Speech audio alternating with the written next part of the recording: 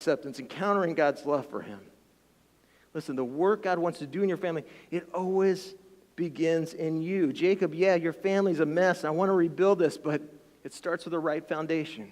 And that right foundation is inside of you, that relationship with me, you trusting that you are who I say you are, that you're accepted, that you're affirmed, that you don't have to prove anything to anybody. And getting the right tent and the bigger house, that's never really going to fulfill or change much of anything until you allow me to do something inside of you. You're always going to be searching for something that's not there. It starts inside of you. And listen, I want to challenge some of you tonight is that, listen, if your marriage isn't where you want it to be, if your kids are maybe acting the way you desire them to act, if your family isn't where you want it to be, listen, it's time to start by allowing God to fix the foundation in your life, in your heart. You got to build the altar. You got to surrender your life. You got to allow God to do a work inside of you first. And then out of that, it's amazing how God, much like Jacob's story, begins to transform everything around his life. Begins to transform his family, begins to transform his relationships. And so just real quickly with the time we have left, just 3 steps I want to kind of share out of this story that we're reading of how to rebuild your family on the right foundation. And listen, this is more than self-help, because as you're going to come to discover in Jacob's life is that, this is more than just positive talk and hey, you can do this, you can make this, you can, you're a new creation, all that stuff. Listen, it's more than self-help, because as you're going to come to discover in Jacob's life, he goes through some really tough things. Him and his family, immediately after this, they face some real storms. And listen, storms that actually not only is he going to make it through, but are actually going to strengthen him, strengthen his family, strengthen his relationship with God. But never would have happened if he didn't first start by fixing that foundation, restoring that relationship with God. And so this is where we catch up to chapter 35, verse 16. It says, then they moved on from Bethel. So here, they have this, they rebuild the foundation, they restored relationship with Jesus, restored relationship with God. It says, while they were still some distance from Ephrath, Rachel began to give birth and had great difficulty. Isn't that what happens sometimes to us? When we go to church and right after you leave Bethel, right after you leave the house of God and God speaks something to you, God encourages you some way. Have you ever noticed, maybe it's just me, but it seems like right after that we'll walk out of here like, I'm not Jacob, I'm Israel, new life, new start. And that's when the arguments start. It's like some of our biggest arguments, I can tell you, in life has sometimes been on the way home from church or the way to church. It's kind of all this stuff around that, right? And really, that's exactly what we see actually happen in this story as well. Here they have this great encounter, and here's where the storms start to come. Verse 17, it says, and as she was having great difficulty in childbirth, the midwife said to her, don't despair, for you have another son. And verse 18 says, as she breathed her last, for she was dying, she named her son Ben-Oni. Now, Ben-Oni means son of my sorrow. But his father, get this, and we're going to come back to this, but this is really kind of a beautiful picture, a beautiful statement he makes. It says, but his father named him Benjamin, which means son of my right hand. And then verse 19, so it goes on again. It's kind of a tragic story, but hopefully some real hopeful truth coming out of it. It says, so Rachel died and was buried on the way to Ephrath, that is Bethlehem. Over her tomb, Jacob set up a pillar, and to this day that pillar marks Rachel's tomb. So kind of set the scene here. They leave church, and all of a sudden this argument starts to break out. Here's Rachel, and she starts to go into labor. She's going into this labor that is incredibly painful, incredibly uncomfortable. There's probably a sense in her that she knows that her time is short, that this isn't going the way it should be going. And out of that pain, she calls her son, she calls her little one, a Ben-Oni, son of my sorrow. She takes her pain and kind of uses that to kind of put a label on her son. And yet, again, all of a sudden we see this disagreement, though, because Jacob here, Jacob's a changed man. Jacob he steps in and he's like, no, we're not going to call our son of our sorrow. We're not going to allow our pain, our momentary pain, to define him. No, we're going to call him son of my right hand. Son of my right hand. In other words, we're not going to curse him, we're going to bless him. And we see this kind of, again, it's sort of this middle of the argument, this middle of the disagreement. And, and it's interesting how Jacob kind of responds to this because, I don't know, like Holly and I, we never get in fights, I'm sure, as you would imagine. But we do have very intense fellowship, very loud, intense fellowship. And every once in a while, when we get into it, arguing something or complaining, there's nothing worse, nothing that frustrates me more than when I get halfway through the argument or we're right in the middle of it, and Holly be like, I'm just done talking about this. I'm done dealing with this. We'll deal with it later on. It's like it frustrates me because like I want to fix it or I want to resolve it or I want to deal with it. And in a way, it's a little bit what we see going on here. Yes, certainly, Jacob would go on to build this memorial, build this monument out of his grief and out of his love for Rachel. But I sometimes kind of wonder if there wasn't a little part of him too that maybe was a little frustrated that this argument was left unresolved. This disagreement was kind of cut off right in the middle, like she's like, we're gonna name our kid Son of My Sorrow, and he's like, no, let's talk about this. Let's call him something else, and then she just sort of drops the mic and checks out, like the end of the argument, the end of the disagreement. And here's why I share that is because, and also might I add too, is that you can only do this with again that first step when you have the foundation, you have that relationship with God restored. Because I don't think you can do this in the natural. But you got to be able to honor someone who disagrees with you.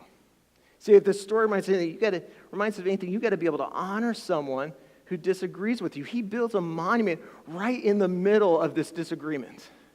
Right in the middle of this disagreement. He could have gone all passive aggressive, hopped on Facebook and like, hey, don't you hate it? Not like naming any names, but when so-and-so, like a spouse just in the middle just checks out right in the middle of trying to name your kid. I mean, he could have gone passive-aggressive like that, but he doesn't.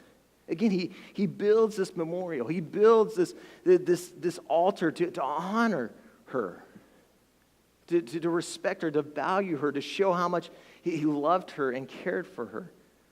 And listen, I share that with you because I think honor is one of those values that, especially in today's time and today's culture, is such a lost value. I was blessed. I grew up with parents that really placed a high emphasis on the value of honor. I remember my dad, especially, really instilled in me, having great honor when it comes to our servicemen and women serving overseas. I remember every time there was a Memorial Day parade or Veterans Day parade, we were there. And my dad who always really emphasize the importance of showing honor in that regard. When it came to my mom, my dad always showed incredible honor to my mom, not just encouraging us to honor our mom, but in how he has always treated my mom and how he always, has always showed honor to her, even when they've disagreed. Of course, my parents, you guys never disagree, right? You never. But you got to be able to honor, and it's this value of honoring, especially when someone disagrees with you. And again, I feel like it's a lost art, it's a lost value, especially when we live in a culture that I think just is so on the other end of the spectrum. Like we live in a world that's just all about dishonor, right?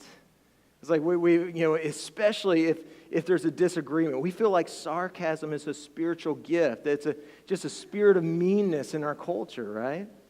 And I just feel like it's just sort of this unprecedented levels. And yet I love the story because it's just this reminder of like, especially when you have a disagreement or you don't see eye to eye, can you show honor to that person? And honor, when we say that, it just means ascribing value. Ascribing a little bit of weight, a little bit of importance. You're seeing their value beyond just the argument, beyond just the difference. And here's why I say you got to fix the foundation first before you can really, I think, live this out in your life. Because honor, get this, honor says more about me than it does about them. When you show honor, especially with someone you disagree with, it always shows more about you than it does about them. See, listen, honor isn't a reflection of the person who receives honor. It's a reflection of the attitude and the heart of the person who gives it. In fact, think about it this way. Jesus, when he was showing honor, showing value to us by paying the ultimate price, for you and for me, when he came to show honor to us, it wasn't an indication that you and I somehow deserved it or somehow earned it. It's not like he showed up here and walked on the earth for 33 years and it's like, hey, they're not that bad. I'm hanging out with them. Peter makes a mean salmon, it wasn't like that. It wasn't like he came away just super impressed by us. No, he paid the ultimate price. And it wasn't an indication that somehow we deserved it, but rather it was an indication of just how much God loves you and me. It was a reflection of his heart, of his character, of his goodness, not yours. So listen, will you have, especially in those disagreements, will you have the courage and the strength to honor someone even when they disagree with you? But there's something else that happens here in this story. Verse 18 said, going back to it, says she breathed her last for she was dying, and she named her son Ben-Oni, but his father again named him Benjamin. Again, that name, son of my right hand. Now, that was important back in ancient times because the right hand, that was the hand that you'd use to bless somebody. It was, and not just that, it was symbolic of, most people are right-handed, and so it was symbolic of just strength. It was your strong arm. So basically, by calling him Benjamin, he's sitting there saying, no, you're favored, you're blessed, you're chosen. I see potential in you. And I share that with you because this is the second thing is that when you fix the foundation, what you'll come to find is the strength to bless someone who depends on me. You'll find the courage to bless someone who depends on me or depends on you. In fact, I put in my notes this way, is that the greatest gift a parent can give their child is to see God's purpose in them and then to say it over them. It's to see God's purpose in them and then to say it over them. The best picture of this in the Bible is actually God the Father's response to the Son. Before, Jesus, in fact, we see his response, we see the promise, the potential, the words, the blessings spoken over Jesus. In fact, 2 times in Scripture, one right before he gets baptized, before he's ever preached a sermon, before he's ever done anything, and then at the transfiguration when he's lifted up into heaven. And the words are actually almost identical. It says that this is my Son who I'm well pleased, who I love. And I love that. See, God the Father, he understood the power of a blessing. He understood the power of our words. He knew that even Jesus, get this, needed to hear some of these things. He needed to hear that promise spoken over him. In fact, John chapter 1, verse 1 kind of speaks this in the power, the creative and redemptive power of our words. In the beginning was the Word, and the Word was with God, and the Word was God. John 1:14 says, the Word became flesh and made his dwelling among us. We've seen his glory, the glory of the one and only Son who came from the Father, full of grace and truth. See, get this, the Son that we see is the same as the Word that was spoken. See, what I see now was already spoken then. I'm seeing now what God said then. And can I just tell you that's a reality in your family too? That the sons and the daughters, that people we're going to see in 5, 10, 20 years, they're a product of the words you're speaking over them now. And not just parents, grandparents too. They're a product of the words you're speaking over. When it comes to your family, your words always become flesh. They always become flesh. The words we say over our families always become flesh. Think about this. Have you ever looked at the people living in your house and had that kind of momentary thought of where did they come from? You ever every once in a while, Austin will be decked out, acting like an alien or cheering for the Giants, and where did you come from? What's going on here? Listen, they come from our words. They come from our words. Listen, your words and your willingness to bless or to curse with your words, man, it's what shapes our kids. It's what shapes the next generation. It's what shapes the relationships in your life. Because listen, transformation always begins with declaration. Transformation always begins with declaration. And notice, it's declaration, not denigration. How many know you can't complain someone into changing? You can't nag someone into changing. You can't tell them all the ways they've missed the mark and all the ways they've screwed up with this or screwed up with that and expect them to change. In fact, sociological study after sociological study all say the same thing, that listen, the best way to create change is that when someone's doing something right, when someone's taking a step in the right direction, it's by affirming that. It's speaking blessing, speaking the promise, speaking the potential that you see in them, and voicing that potential and speaking it into their lives. But in saying that too, can I just add this as well? Is you got to know you're not the only voice that's speaking into the lives of your kids. Listen, you have to be prepared to cancel out other people's words over your family as well. To be prepared to cancel out other people's words over your family as well, because again, there's a lot of voices out there. Media, schools, friends, just society that try to paint a picture of what real beauty is or what real value is or what real success is, or trying to speak this message. And listen, it's so important, moms and dads and grandparents, that you're speaking words of promise. You're speaking words of blessing, even if that means canceling out some of the words, especially some of the cursings over your family. Guys, we got to be people that speak blessing, and that's exactly what Jacob did. It was almost like Jacob's like, man, I know what it feels like. I know what it feels like to have your, being a family where you just feel like a second-class citizen, to be labeled as a liar, to be labeled as a cheater, to be labeled as a failure. And yet I see more in you, boy. I see more in you. You're not a Benoni to me. You're a Benjamin. You're the son of my right hand. I see potential. I see a future. I see value. I see significance. I see someone who was created and formed in the very image of our God. I'm choosing to speak blessing because those words are our words that always ultimately become flesh. What are the words you're speaking to your kids, your grandkids, and to your spouse, in your relationships? They're powerful. But here's the last thing, and we'll wrap up with this, is that, again, and like I said, is that this is so much more than just self-help stuff. Again, he faced some real storms. Losing his wife and then going on to, in this next passage here, is he would go home and have to go back to the very father who spoke so negatively of him. And in fact, in some ways, you could say almost kind of going back to the very place that was sort of at the root of so much of his heartache, so much of the relationship destruction and issues in his life.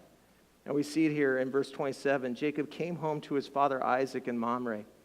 And this is where Abraham and Isaac had stayed. Isaac lived 180 years. This is secret of the fountain of youth right there. But he goes on, he breathes his last, and then he died, and when it was gathered to his people, old and full of years, and his sons Esau and Jacob, they buried him. See, again, you got to have the foundation fixed. You got to have the relationship with Jesus fixed, because you can't give what you haven't first experienced and received, especially when it comes to this area of forgiveness. See, it's only when you fix the foundation can you find yourself the place with the strength and ability to forgive someone who disappointed you.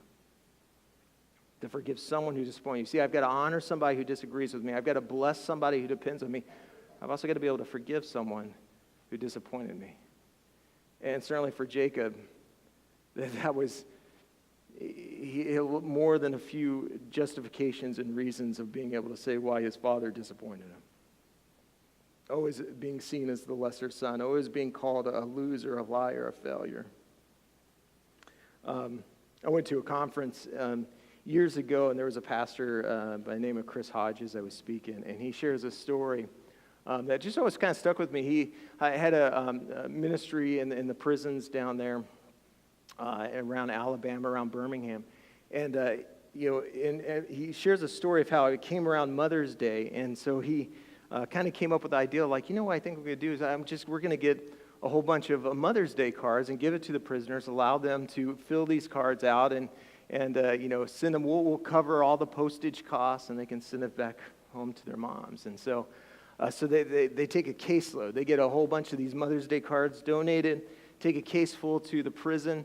passed it out to all the prisoners there, and he said, he goes, man, I'll just never forget the image of just seeing, these grown men, these big guys, tattoos, mean-looking guys, all over there, huge. Some guys had been in there literally almost their whole lives, and yet with tears in their eyes, they're writing these notes to their moms, and every single one of them. He said that every single guy in there grabbed a card and wrote something in it and sent it to their mom.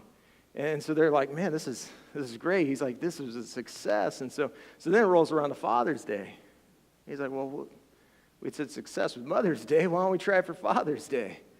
So he grabs another big bucket of these cards and walks it in there and, puts the same offer out there on the table. He's like, hey, any of you guys, you got a dad that you want to write this Father's Day card to, well, feel free to take a card. We'll cover the postage. We'll make sure they get it. And he said not a single guy in that room got up to take a card. And the reason why I share that story is because, every single man in that place, they had a father wound is what they had. Every single man in that place could trace back their mistakes and their pains and their struggles to somebody who disappointed them. But here's also why I share that picture, is because it's a picture of this reality when it comes to unforgiveness. Is that truth is, when you hold on and you harbor unforgiveness, you hold on and you harbor bitterness, it doesn't put them in prison, it leaves you in prison. It leaves you in